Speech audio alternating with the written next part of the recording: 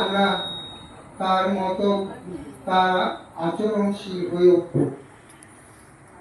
এই জন্য শ্রী শ্রী ঠাকুর বাড়ি দিলেন, চাহনি তোমার মিষ্টি করো তোমার মুখ, তোমাকে দেখে বুঝে যায় যেন সব মানুষের দুঃখ।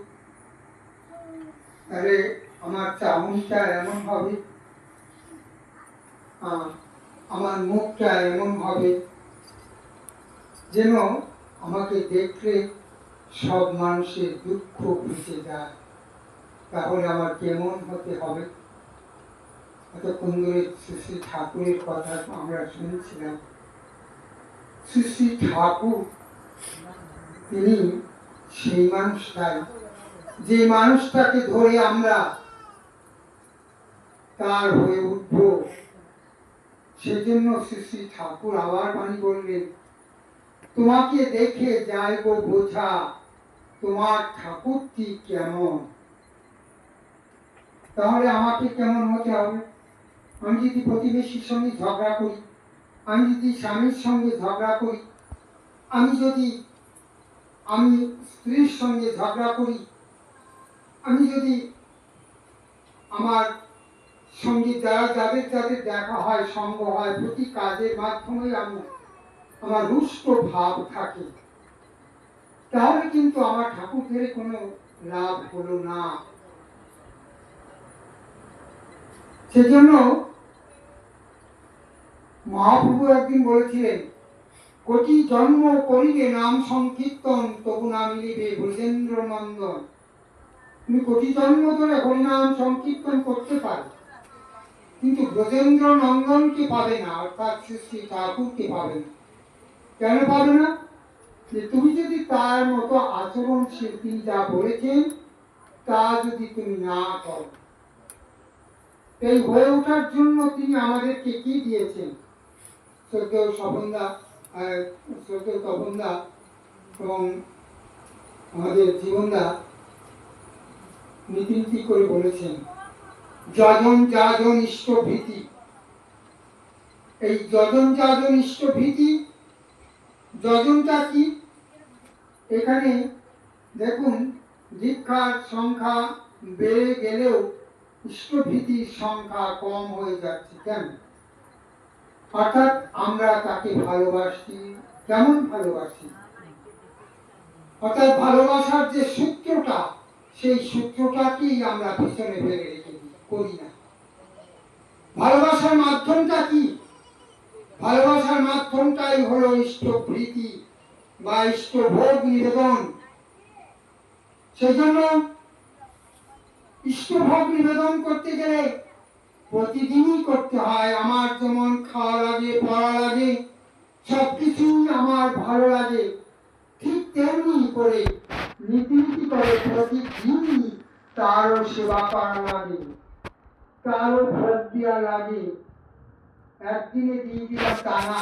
কোনো দাদা ইষ্টভীতি নিতে আসলো, মাছ আনতে টাকাটা দিয়ে দিলাম তা নয়।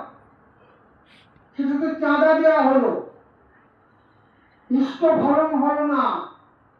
প্রতিদিন আমি ইষ্টের জন্য ভোগ নিবেদন করি না।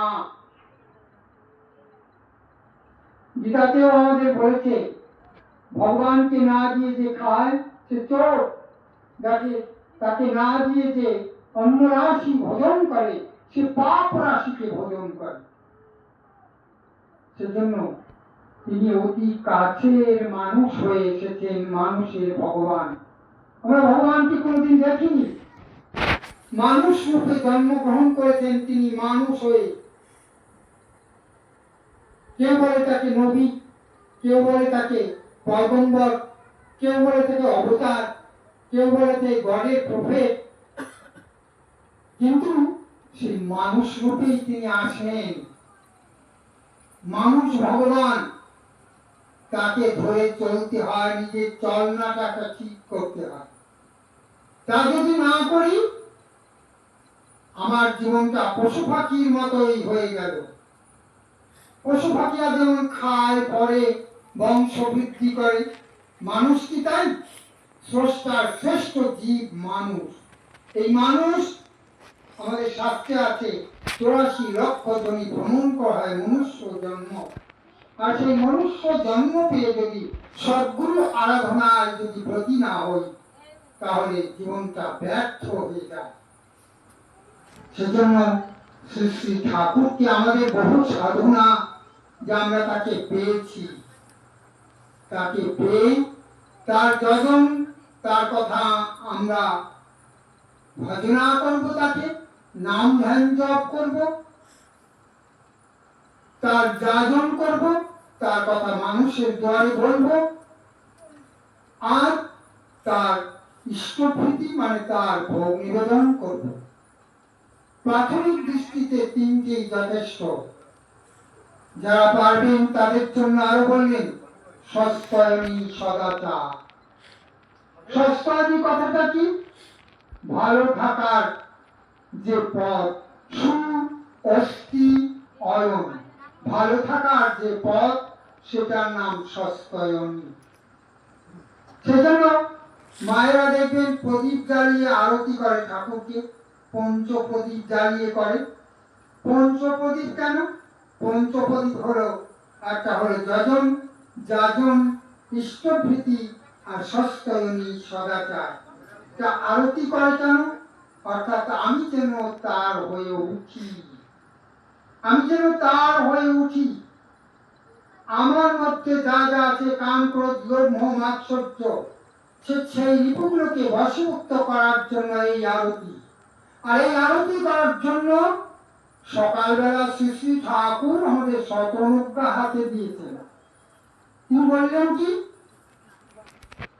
আমি অক্রোধী, আমি অমানী, আমি নিরলস, আমি কাম লোভজিৎ বসি, আমি ইষ্টপ্রাণ, সেবাবতু, অস্থি বৃদ্ধি, যাজনযত্র, পরমানন্দ, উদ্যুক্ত, শক্তি সমৃদ্ধ তোমারই সন্তান, প্রেম দুষ্ট চিরচেতন, অজর অমর, আমায় গ্রহণ করো, আমার প্রণাম লও।